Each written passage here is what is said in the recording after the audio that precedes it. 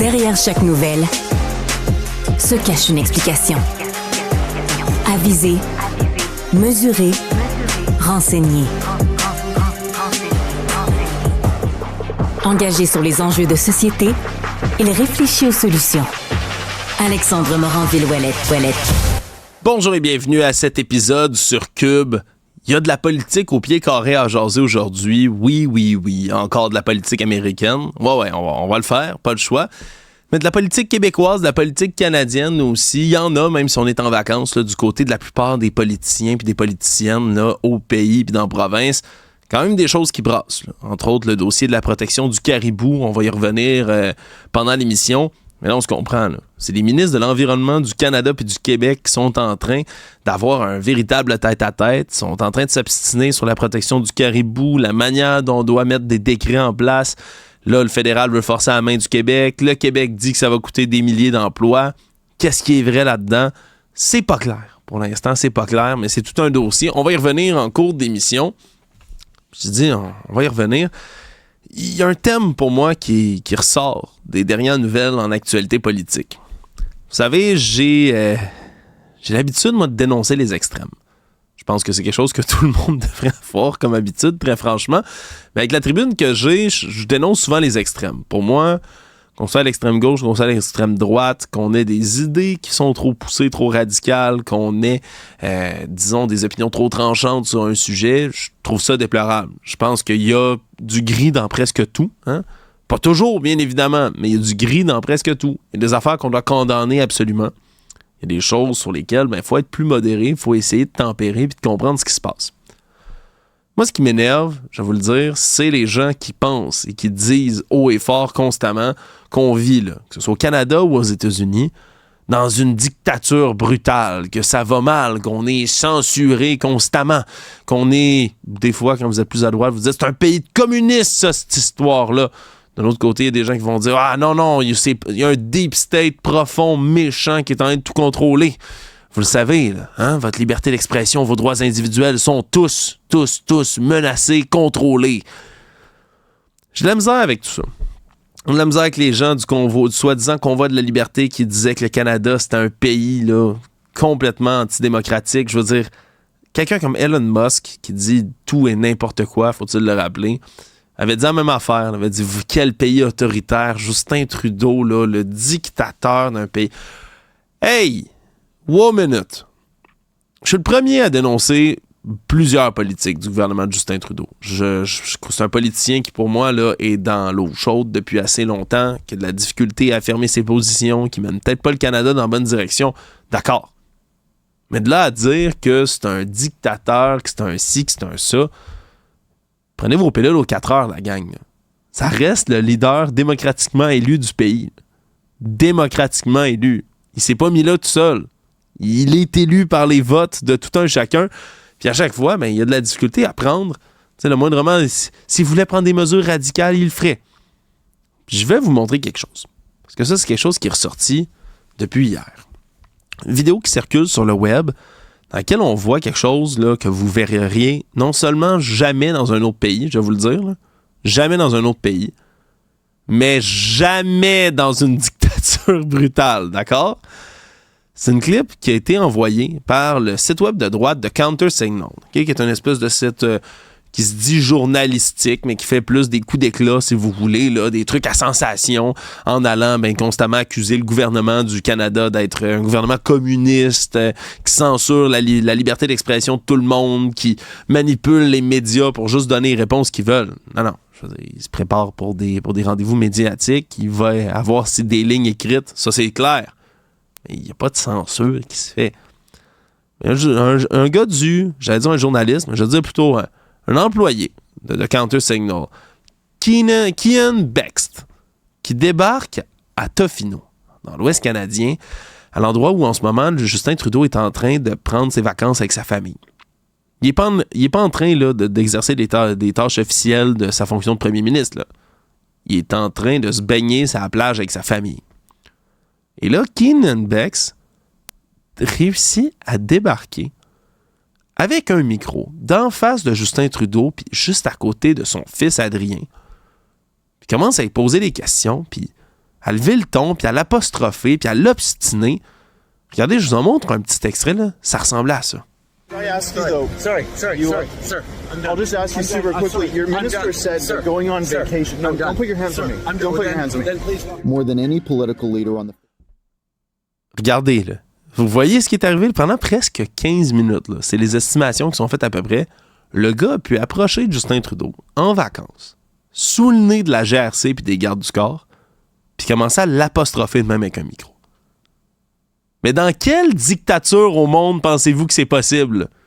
Je veux dire, dans n'importe quel autre pays du monde, un pays du G7 comme le Canada, t'es supposé être bardé de gardes du corps à gauche, à droite, pour jamais qu'il y ait, surtout dans un contexte politique qui est aussi tendu et violent que le nôtre, jamais il est supposé avoir quelqu'un qui approche comme ça d'un premier ministre ou d'un président. Voyons donc!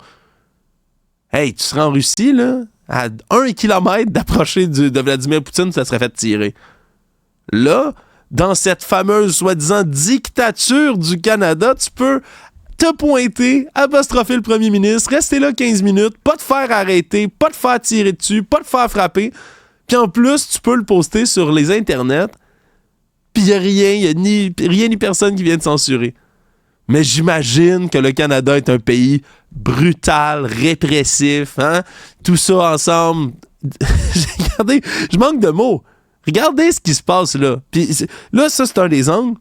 Mais en prenons-en un autre. Dans quel pays au monde on laisse un premier ministre faire apostropher comme ça? Michel Junot-Catuya, qu'on a souvent dans nos épisodes ici, là, surtout depuis 2 semaines, pour parler de protection du président Trump, de parler maintenant de protection de Justin Trudeau. C'est un ancien, on se comprend, des services de renseignement, M. Junot-Catuya.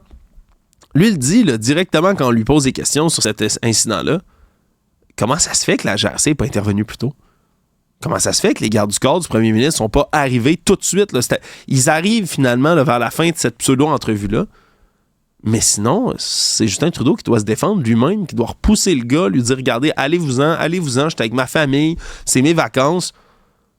Mais ça n'a pas de bon sens. Si le gars avait pas eu un micro, mais un couteau à la place, il se serait passé quoi? Moi, j'en reviens pas. Après ça, de dire, mais là, je ramène ça de l'autre bord, là. Ça n'a aucun maudit sens que quelqu'un puisse se rapprocher comme ça du premier ministre d'un pays du G7. C'est censé être impossible de faire ça comme ça en toute impunité.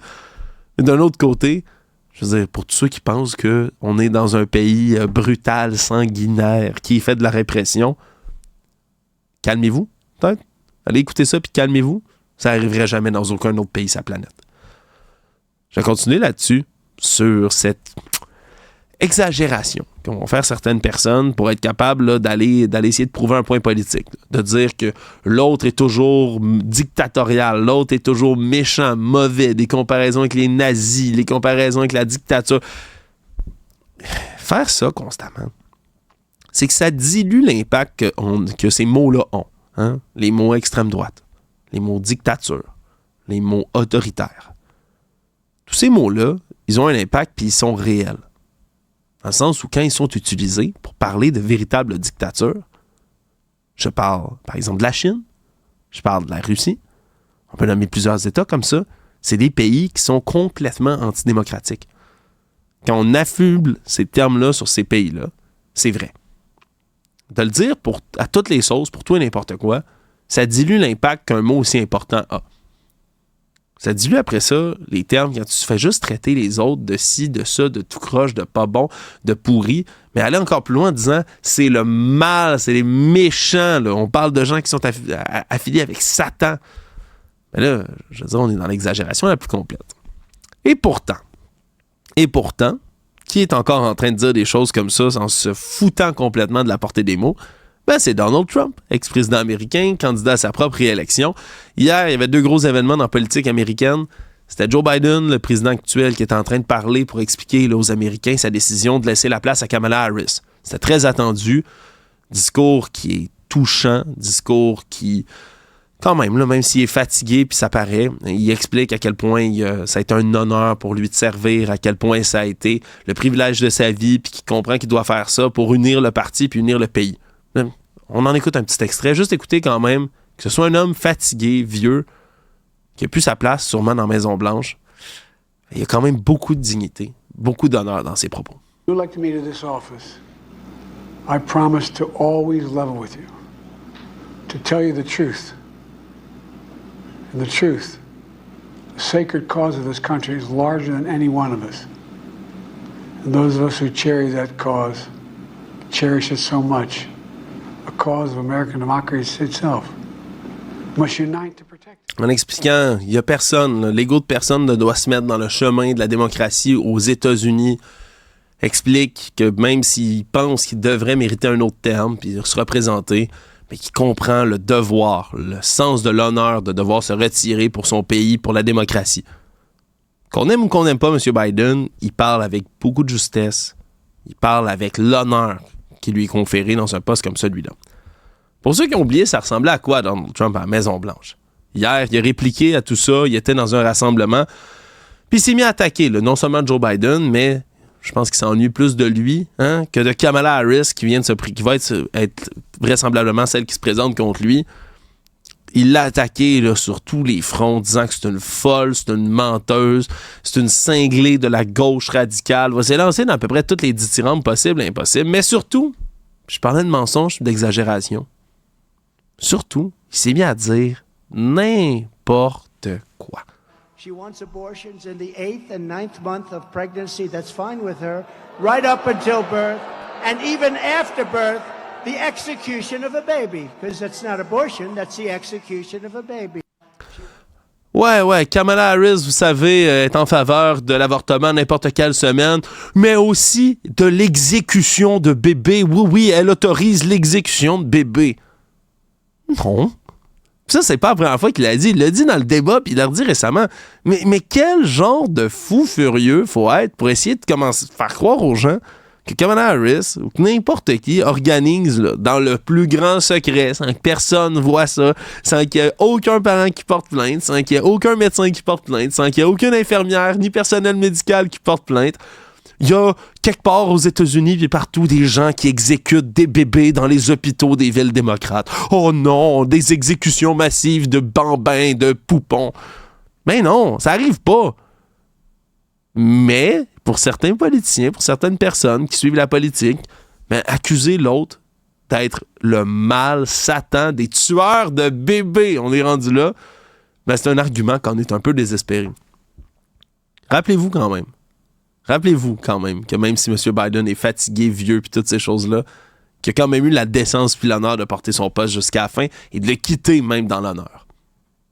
Pour M. Trump, être parti de la Maison-Blanche, c'est le pire affront qu'il a jamais eu. Tout ce qu'il fait, c'est pour y retourner puis aller se venger d'à peu près tout le monde qui lui a nui. Il est prêt à tout, même à mentir, même à dire que ses adversaires exécutent des bébés. Ça va être beau, cette élection-là. Bienvenue ce matin à Cube.